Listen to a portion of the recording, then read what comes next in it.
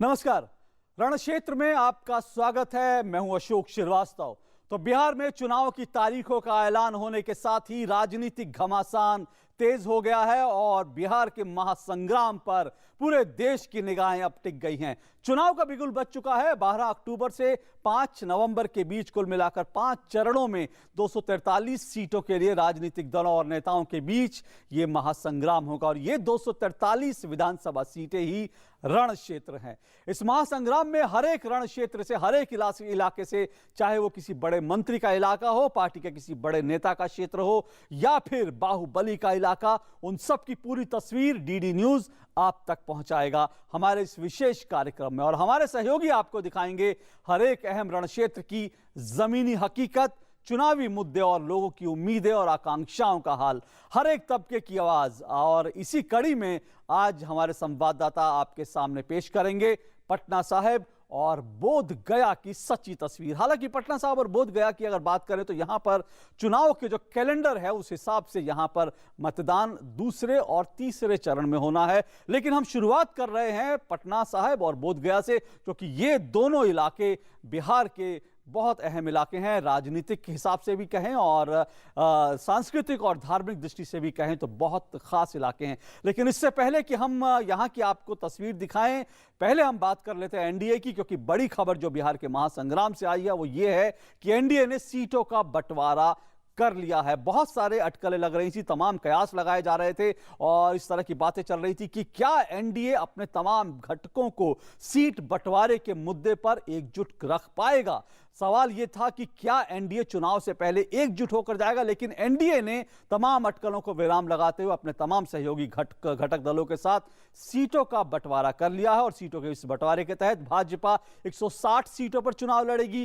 रामविलास पासवान साहब की पार्टी लोजपा 40 सीटों पर, रालोसपा जो कि उपेंद्र कुशवाहा साहब की पार्टी है, केंद्रीय मंत्री उपेंद्र कुशवाहा साहब की, उनकी पार्टी 23 सीटों पर चुनाव लड़ेगी और मांझी साहब जो पूर्व मुख्यमंत्री हैं बिहार के, मांझी साहब की जो हम पार्टी है उसे 20 सीटें मिली है। तो यह रिपोर्ट थी एनडीए में सीट बंटवारे को लेकर। और रण क्षेत्र में आपको पहले रण क्षेत्र लिए चलते हैं पटना साहिब और दिखाते हैं आपको पटना साहिब का क्या है हाल, क्या है सूरत हाल पटना साहिब का। सिखों के 10वें गुरु गुरु गोविंद सिंह की जन्मस्थली, पौराणिक स्थल पुराना पाटलिपुत्र के नाम से जाना जाता है पटना साहिब। पटना साहिब ये पटना का पुराना पटना जो कहा जाता था, पटना की एक तरह से पहचान कह सकते हैं, उसका ये हिस्सा है। यहाँ की एक बड़ी पहचान थी मंगल तालाब, जिसके नज़दीक इस समय हम लोग हैं और यहाँ पे हमारे साथ यहाँ की जनता है। आइए जानते हैं इनसे इनके क्षेत्र के बारे में, ये क्या कहते हैं, विकास के क्या पैमाने हैं, किस तरह से इस क्षेत्र में विकास हुआ है। अगर आपसे जानना चाहें क्षेत्र में विकास की क्या शक्ल है? देखिए, जहाँ तक विकास की बात करें तो पूरे बिहार विधानसभा से लेकर और पटना साहिब विधानसभा की बात करें तो सबसे ज़्यादा काम यहाँ के विधायकों ने किया है। चाहे अभी जहाँ जिस स्थल पे हम खड़े हैं, ये पटना सिटी का हृदय स्थल, ये यूँ कहें तो मनुष्य का ये ऑक्सीजन फेफड़ा है। आज विकास के कारण पूरा जीर्णोद्धार दिखाई पड़ रहा है। यहाँ पर जो वृक्षारोपण की बात करें, यहाँ पर स्टैंड की बात करें, चारों तरफ जॉगिंग ट्रैक की बात करें, यहाँ की गंदगी भी दिखाई दे रही है चारों तरफ, जिस तरह की गंदगी है। हाँ, ये प्रश्न काफ़ी अच्छा आपने किया। ये जहाँ तक ये गंदगी है, लगभग 2-2.5 साल के जो सरकार यहाँ पर चेंज हुई है, जिसके कारण यहाँ के प्रशासक और यहाँ के जो वार्ड काउंसिलर है वो न जाने किस दुर्भावना से ग्रसित होकर ये सफाई पर नहीं ध्यान दे रहे हैं, जिसके कारण हमारे जो हरिजन समाज के लोग हैं इस वातावरण दूषित होने के कारण हैजा और कोरोना से भी वो पीड़ित रहते हैं।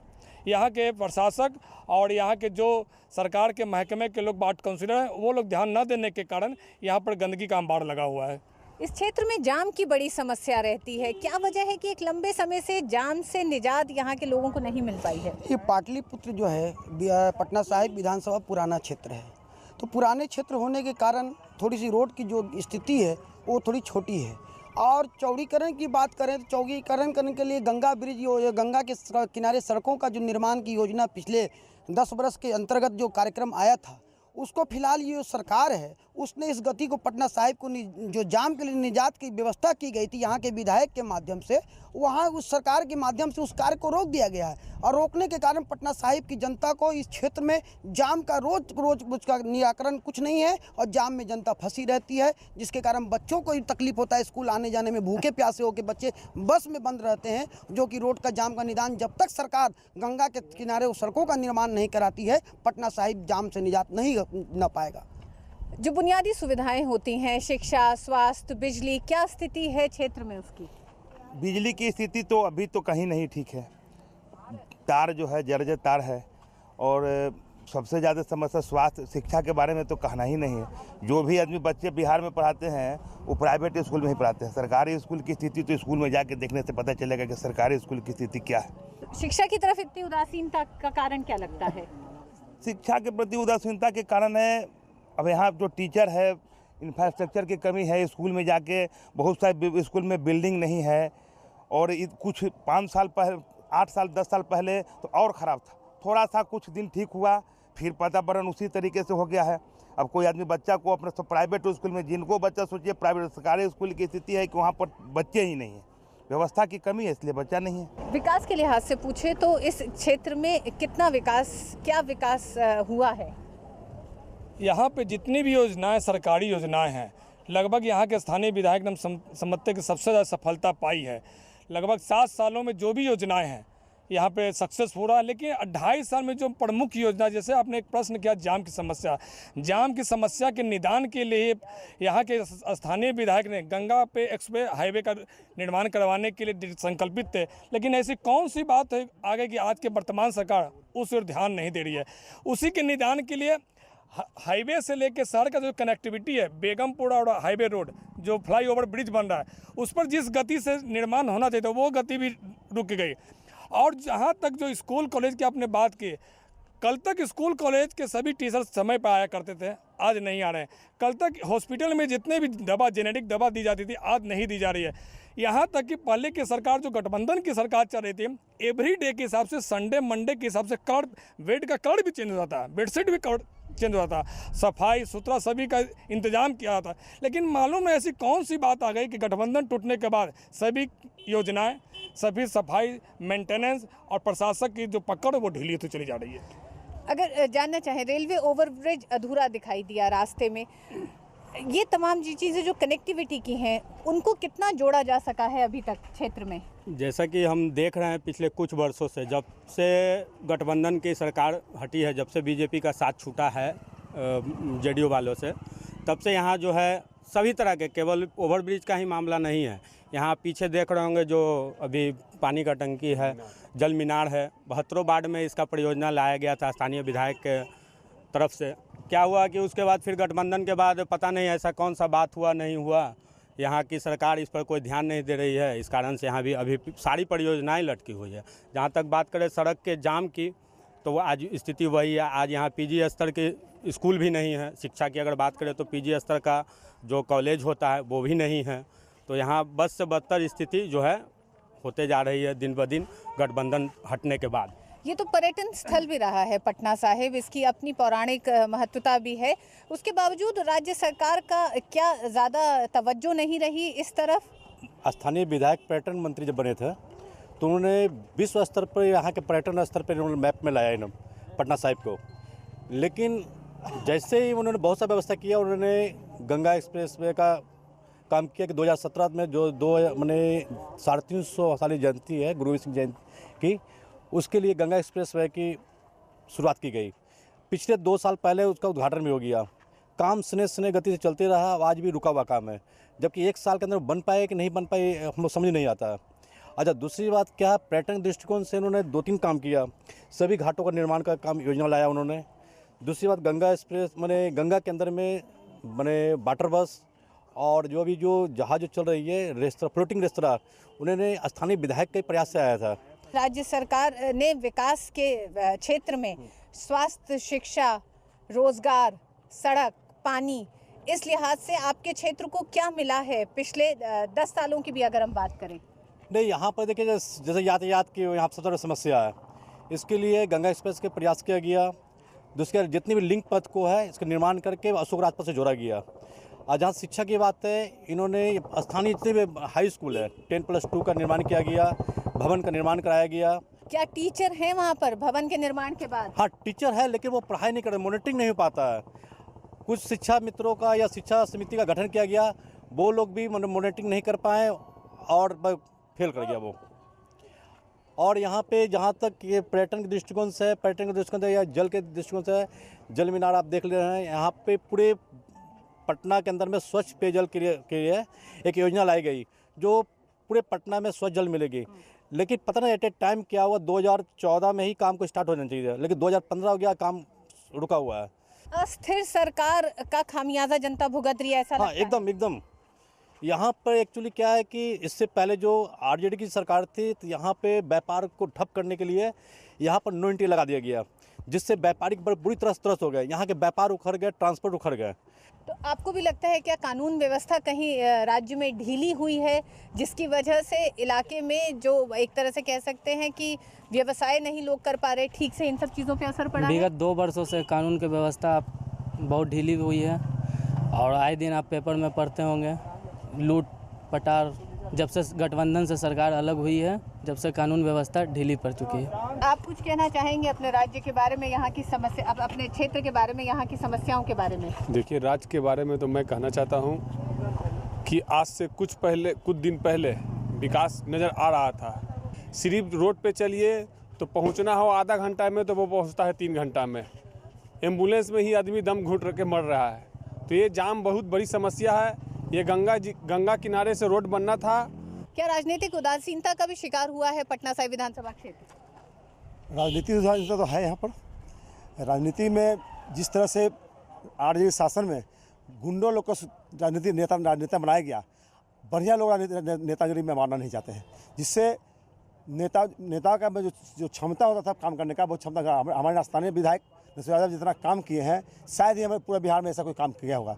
पटना साहिब में जितना काम दिखाई पड़ता है, आप खुद थोड़ा सा बगल चल जाइए, कोई भी उतना काम नहीं है।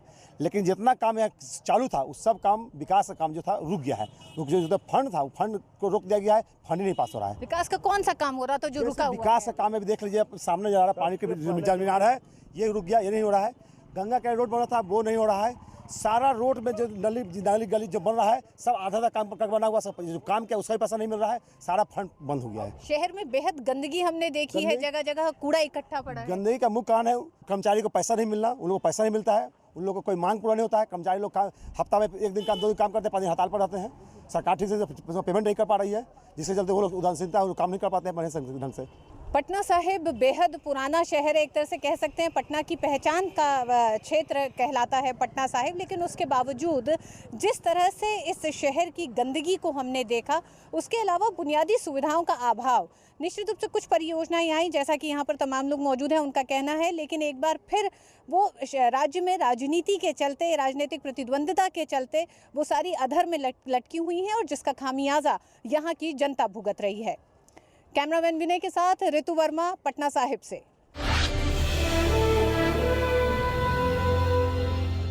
तो ये था पटना साहिब का सूरत हाल। और रण क्षेत्र में अब आपको लिए चलते हैं बोधगया, जहां की जमीनी हकीकत का जायजा लिया है हमारे संवाददाता शैलेंद्र मिश्र ने। बिहार विधानसभा चुनाव में तमाम मुद्दे उछाले जा रहे हैं। यहाँ पर बोधगया विधानसभा में क्या मुद्दे सबसे अहम है, हम जानते हैं बोधगया की जनता से कि आखिर किन मुद्दों को सबसे ज़्यादा अहमियत देते हैं। आप ये बताइए कि आपकी नज़र में यहाँ बोधगया में सबसे अहम मुद्दा क्या है? सबसे अहम मुद्दा है इसका विकास, और इसमें कम से कम मॉडर्नता होनी चाहिए, खूबसूरती होनी चाहिए, यही सब है। ये बताइए आपकी क्या लगता है आपको, पिछले कुछ सालों में बोधगया बदला है क्या? कुछ तो बदला है, मगर और बदलने का ज़रूरत है बोधगया को। क्या बदलाव आए हैं? बदलाव आया है कुछ तो सरकार के तरफ से, ये सब नोट 1 नोट 2 ये सब आया है, कुछ विस्थापित कर दिया गया है, उसका भी दर्द झेल रहा है लोग। यहाँ का संघर्षरत हमारा है, हम लोग संघर्षरत हैं बोधगया के वासी। जनप्रतिनिधि की क्या भूमिका देखते हैं आप यहाँ पे? जो है उसने कुछ काम वाम कराया है, उन्होंने कुछ काम कराया है? हाँ, जनप्रतिनिधि तो अपना जहाँ तक बन पड़ा है, कहा कि 4.5 साल तो बाधित करके रखा गया सरकार के द्वारा, उनका कोटा और सब ये सब बाधित किया गया। ये बताइए कि आपको क्या लगता है कि बोधगया विधानसभा, चूँकि यहाँ पर देखें तो ऐतिहासिक महत्व है, बोधगया मंदिर है और भी मंदिर हैं, उस लिहाज से देखें तो देश विदेश से के लोग आते हैं, क्या आपकी विधानसभा का विकास उस लिहाज से हुआ है? नहीं, उस लिहाज से नहीं हुआ है, क्योंकि बोधगया का मुख्य मुद्दा है टूरिज़्म। पूरे बोधगया के हम लोग नगरवासी, हम लोग जितने भी हैं, टूरिज़्म पर आधारित है। टूरिज़्म का जितना डेवलप करेगा वहाँ उतना ही लोग, यहाँ के लोग सुखी होंगे। तो जितना करना चाहिए उतना टूरिज़्म डेवलप नहीं हुआ है। पर्यटन के लिहाज से उतना विकास नहीं किया गया है। बहुत ज़्यादा रोजगार एक तरह से देखें तो बोधगया में पर्यटन के जरिए मिलता है, होटल्स हैं और भी जो बाहर से लोग आते हैं उन पर जीविका लोगों की आधारित है। आपको क्या लगता है कि ये एक बड़ा मुद्दा है, पर्यटन सबसे बड़ा मुद्दा है यहाँ पर? जी बिल्कुल, बोधगया के लिए बहुत बड़ा मुद्दा है, क्योंकि यहाँ की जितनी भी मतलब मैक्सिमम जो आबादी है वो टूरिज़्म पे ही डिपेंड करती है। लोग भी अपना व्यवसाय भी करते हैं, तो वो सारा कुछ जो निर्भरता है वो सारे टूरिज़्म पे ही है। तो ऐसा होता है कि अभी जैसे लोगों का जो दुकान जो था वो सब तोड़ दिया गया, अब जिस भी कारण से तोड़ दिया गया, उससे लोग की विस्थापना हो गई, दूसरे जगह चले गए, तो उस तरीके से काफ़ी उनके परिवार वालों पे भी प्रभाव पड़ा।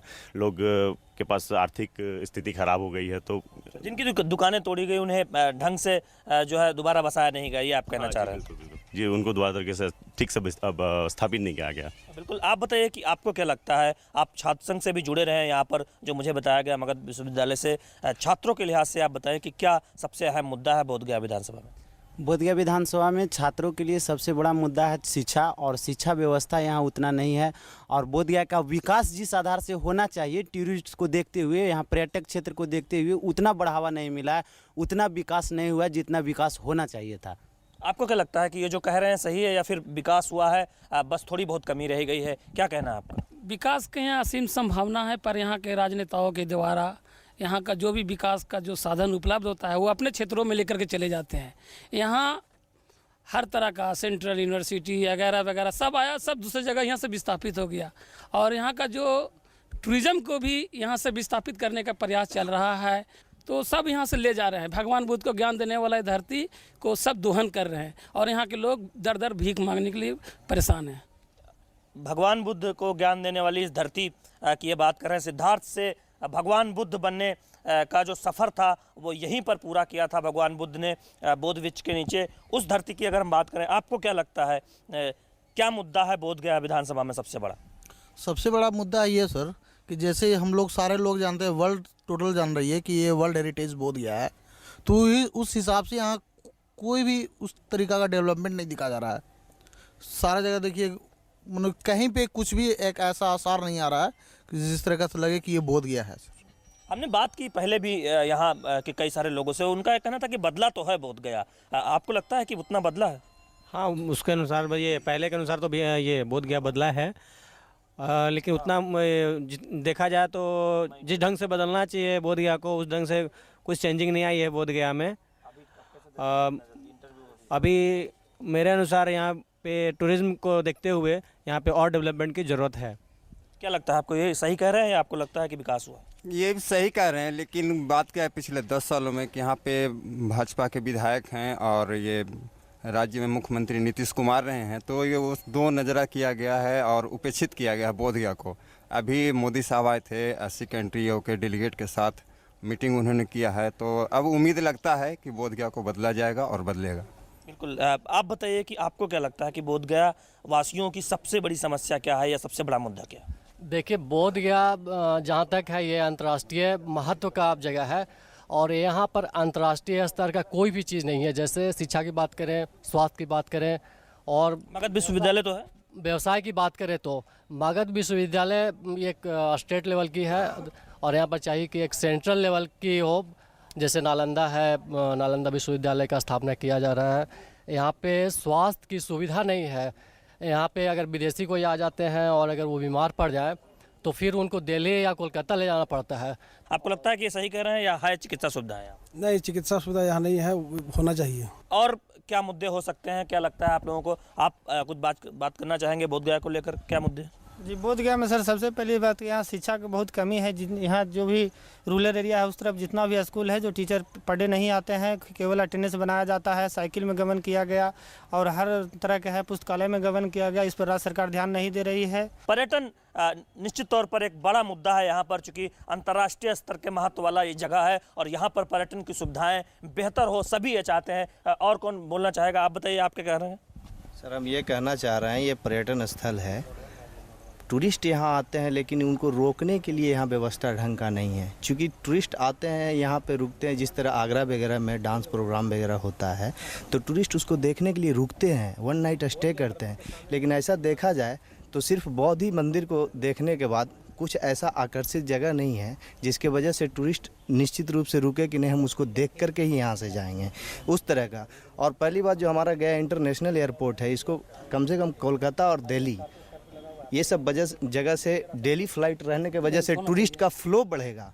जब टूरिस्ट का फ्लो बढ़ेगा तो ऑटोमेटिक यहाँ का बिजनेस बढ़ेगा। बिल्कुल, जो है टूरिस्ट का फ्लो बढ़ेगा तो बिजनेस बढ़ेगा, ये कह रहे हैं। आप कुछ कहना चाह रहे हैं? कहना चाह रहे हैं, बोध गया को केवल पर्यटन में, यहाँ पर बहुत सारे पर्यटन के और रास्ते हैं। जिस तरह से हस्तकरघा उद्योग और गाँव को हमारे लोगों को सेल्फ स्किल डेवलपमेंट अंतर्गत के द्वारा उनको शिक्षित कर करके यहाँ पर पर्यटकों को अपने पूरे भारत का दर्शन कराया जा सकता है। पर भारत सरकार या बिहार सरकार के पास में ऐसी कोई योजना नहीं। हम लोग बार बार लिखते रहते हैं कि यहाँ के गाँवों को गोद में ले करके उनको कुछ विशेष तौर पर से, जिस तरह से आगरा में और दूसरे शहरों में वहाँ के गांव को एक विकास कर करके उसको दिखाया जाता है कि यहाँ के ये रहन सहन है, पर यहाँ ऐसा कोई साधन नहीं है। पर्यटक घूमना चाहते हैं इस तरह की जगह पर, ये हम लोग चाहते हैं कि ये पूरा बोध गया का चौतरफा विकास हो, ये ना कि केवल यहाँ पर आए। बिल्कुल, जब बोध गया अंतर्राष्ट्रीय महत्व का पर्यटन केंद्र है तो पर्यटन की बातें भी ज़्यादा होंगी और पर्यटन को लेकर बेहतर सुविधा हो, ये एक अहम मुद्दा बोध गया विधानसभा में जरूर आएगा। कोई और किसी और मुद्दे पर बात करना चाहता हो तो हम जरूर जानना चाहेंगे। आप क्या कहना चाहते हैं? अगर नीति और रीति में अगर अपने आत्मसात करें तो हर चीज़ संभव है। क्या कहना चाह रहे हैं, बताइए। हम कहना चाह रहे हैं अपने सरकार से कि आप बहुत बार यहाँ आए, बड़ी चिंतन और मंथन किए, 12 बजे रात में आप मुचलिंदा सरोवर देखने गए मगर चूचू का मुरब्बा बन के रह गया। तो दुर्भाग्य है इससे, नीतीश कुमार के बारे में कह रहे हैं? जी, इस दुर्भाग्य है मुख्यमंत्री जी का कि आप इतने सजग हुए, कालचक्र पूजा कैंसिल कर दिए। आज हमारे यहाँ पर्यटक पर हम आधारित हैं, यहाँ के लोग अपना सब चीज़ लगा करके और आज उसका तैयारी किया हुआ था और एक बैग अचानक आप कालचक्र पूजा को स्थगित कर दिए। साथ ही साथ अगर मन में आपका सेवा का भावना है तो सेवा करें, विकास करें, मगर किसी तरह का आप जुमलाबाजी का जो शब्द यूज कर लेते हैं हर जगह कि केवल जुमला ही जुमला है, तो ऐसे विकास नहीं होने वाला है। आप बहुत मुस्कुरा रहे हैं, क्या कहना चाहते हैं? लगता है इनसे आप इत्तेफाक नहीं रखते। हम कहना चाहते हैं कि देश के विकास होगा, राज्य के विकास होगा, गांव का विकास होगा तो बोध गया के भी विकास होगा साथ ही साथ। ये स्पेशली बोध गया के विकास नहीं हो सकता है। क्यों नहीं हो सकता? अलग से नहीं हो सकता है, इसलिए कि पर्यटक जगह तो है, बाकी बोध गया के लोग शांति व्यवस्था बनावें तब विकास होगा। हाल में अशांति लोग मन हो गया बोध गया में, इसका चलते पर्यटक आना बंद हो गया। यहाँ पर कुछ राजनीतिक लोग भी हैं जो उस लिहाज से अपनी बातें कह रहे हैं, लेकिन हम बोध गया विधानसभा में बोध गया की जनता के द्वारा मुद्दे उठा रहे हैं, जिसमें खास तौर पर यह बात उभर कर आती है कि पर्यटन का बहुत महत्वपूर्ण केंद्र है बोध गया और वहाँ उस लिहाज से विकास नहीं हो पाया। और सभी यही चाहते हैं कि आने वाला जो जनप्रतिनिधि हो, जो नई सरकार हो बिहार में, वो बोध गया पर खास तौर पर ध्यान दे। कैमरामैन संजय जना के साथ शैलेंद्र मिश्र, डीडी न्यूज, बोध गया।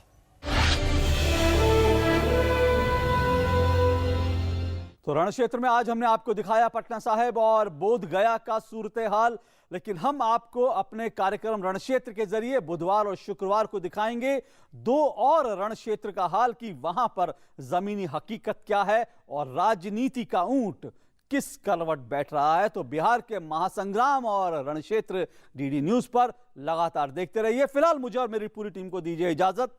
नमस्कार।